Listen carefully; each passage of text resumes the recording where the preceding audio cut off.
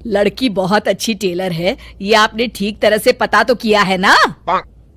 अरे हाँ भाग्यवान, मैंने सब पता कर लिया है। अब तुम चलो, देर हो रही है। मेरी समझ में एक बात नहीं आती कि तुम मेरी शादी करने की बात करने जा रही हो माँ, या अपने दुकान के लिए नई टेलर देखने जा रही हो? अरे चुप कर, अभी तू बच्चा है, दुनियादारी के बारे में तुझे कुछ नहीं पता।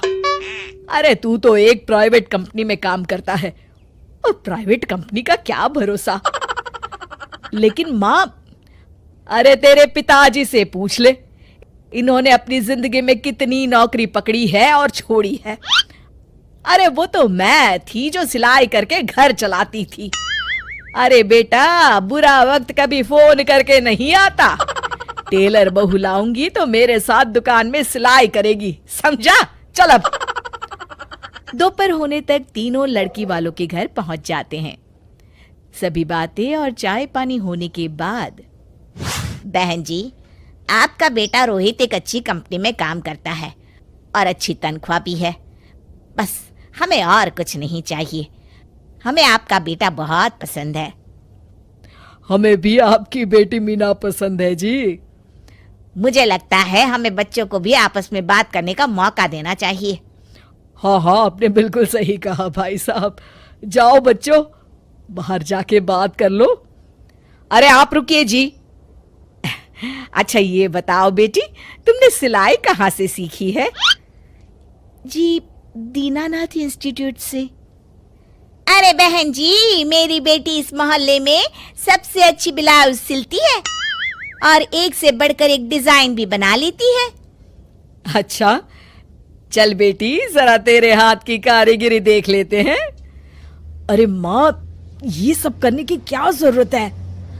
अरे तू चुप कर।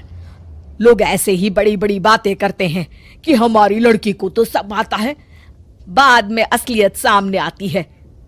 इसलिए मैं कोई गलती नहीं करना चाहती, तू चुप करके बैठ। मीना शांति देवी को 2-3 प्रकार की बढ़िया बढ़िया डिजाइनदार ब्लाउज बनाकर दिखाती है। ये देखिए, ये है प्रिंसेस कट। अरे वाह बेटी, मान गए तुझे। तू तो मुझसे भी अच्छा ब्लाउज सिल लेती है।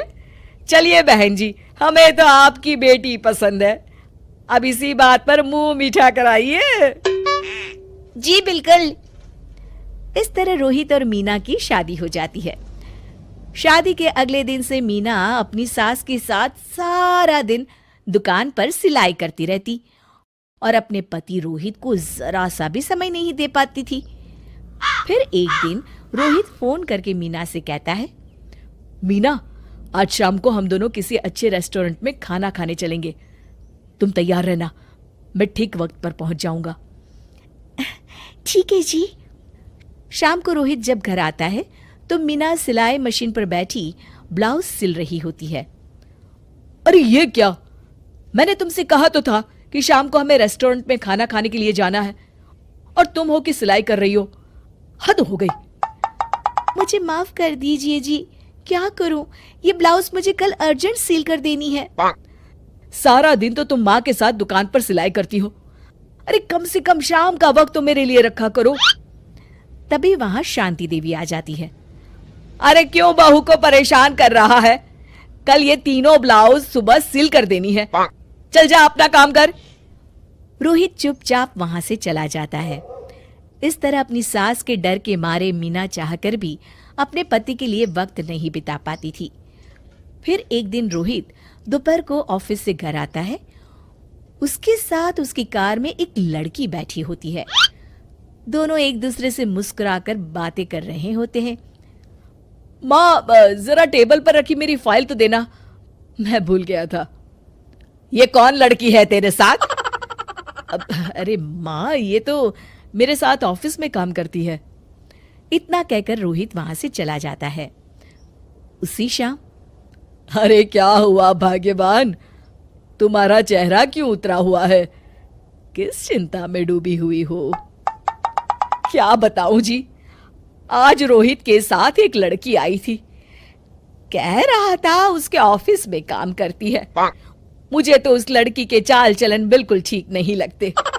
कहीं दोनों के बीच कोई चक्कर तो नहीं है। अब अगर चक्कर हुआ भी तो इसमें बुराई क्या है? अरे बड़े अजीब आदमी हो आप, कैसी बातें कर रहे हो? तो और क्या कहूं, तुम घर में बहू के बजाय एक काम करने वाली लड़की लेकर आई हो जो सारा दिन तुम्हारे साथ तुम्हारी दुकान पर काम कर सके। अरे भाग्यवान, शुक्र मनाओ कि मैं शरीफ था, इसलिए मैंने कभी किसी औरत की तरफ आंख उठाकर भी नहीं देखा। पर अब हर कोई तो मेरे जैसा नहीं हो सकता ना। इतना कहकर गिरधारी वहां से चले जाते हैं। शांति देवी समझ जाती है कि गिरधारी क्या कहना चाहते हैं। उसे अपनी गलती का एहसास हो जाता है और वो सोचती है जितनी जल्दी हो सकेगी वो अपनी गलती सुधार लेगी।